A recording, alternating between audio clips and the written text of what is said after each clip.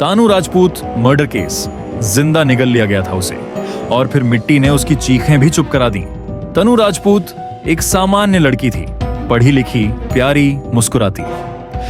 हाल ही में उसकी शादी हुई थी। वह अपने सपनों को साथ लेकर ससुराल आई थी, लेकिन इस घर में सपनों की कोई जगह नहीं थी। यहाँ सिर झुकाकर जीना सिखाया जाता था और जिंदा गाड़ देना भी। शादी के कुछ महीने बाद अचानक एक दिन वह गायब हो गई। कोई शोर नहीं, कोई पुलिस नहीं, कोई पोस्टर नहीं, बस एक चुप्पी जो धीरे धीरे सड़हांध में बदलने वाली थी। जब तनु गायब हुई, पति ने कहा वो घर छोड़कर चली गई, शायद किसी के साथ भाग गई हो। उसने थाने में एक रिपोर्ट भी दर्ज करवा दी, मिसिंग वाइफ। लेकिन माँ बाप को यकीन नहीं था। वो जानते थे उनकी बेटी ऐसे नहीं जा सकती। उसने आखिरी बार बात करते हुए कहा था, माँ यहाँ कुछ ठीक नहीं है। तनु के मायके वालों ने पुलिस से बार बार गुहार लगाई, लेकिन 2 महीने बीत गए, न लड़की मिली न सच्चाई। फिर एक दिन पड़ोसियों ने कुछ अजीब सी बदबू महसूस की। तनु के ससुराल के पिछवाड़े से एक पुराना कच्चा हिस्सा जो हाल ही में खुदवाया गया था। गंध दिन पर दिन बढ़ती गई। पुलिस को बुलाया गया।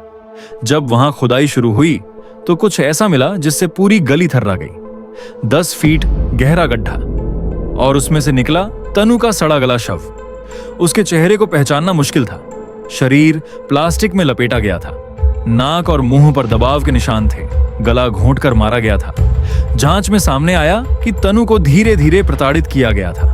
दहेज, झगड़े, मानसिक और शारीरिक हिंसा। एक दिन उसका सास ससुर और पति ने मिलकर गला दबाया और फिर एक रात शव को घर के पीछे गाड़ दिया। सुबह मोहल्ले में सब कुछ सामान्य था, लेकिन उस मिट्टी के नीचे एक रूह बदनसीबी की चीखें मार रही थी। पुलिस की फोरेंसिक टीम ने पुष्टि की, हत्या कोई आकस्मिक नहीं थी। यह प्लान किया गया मर्डर था। पति को तुरंत गिरफ्तार किया गया। सास ससुर से सख्त पूछताछ हुई। तीनों से हत्या सबूत मिटाने और गुमराह करने के आरोप में केस दर्ज हुआ। तनु की मां कोर्ट में चीख पड़ी, तुमने मेरी बच्ची को जिंदा दफना दिया, पर उसकी रूह अब तुम्हें जिंदा नहीं छोड़ेगी। 12 जून 2025 केस कोर्ट में पहुंचा। तथ्यों और पोस्टमार्टम रिपोर्ट ने सच्चाई को उजागर कर दिया।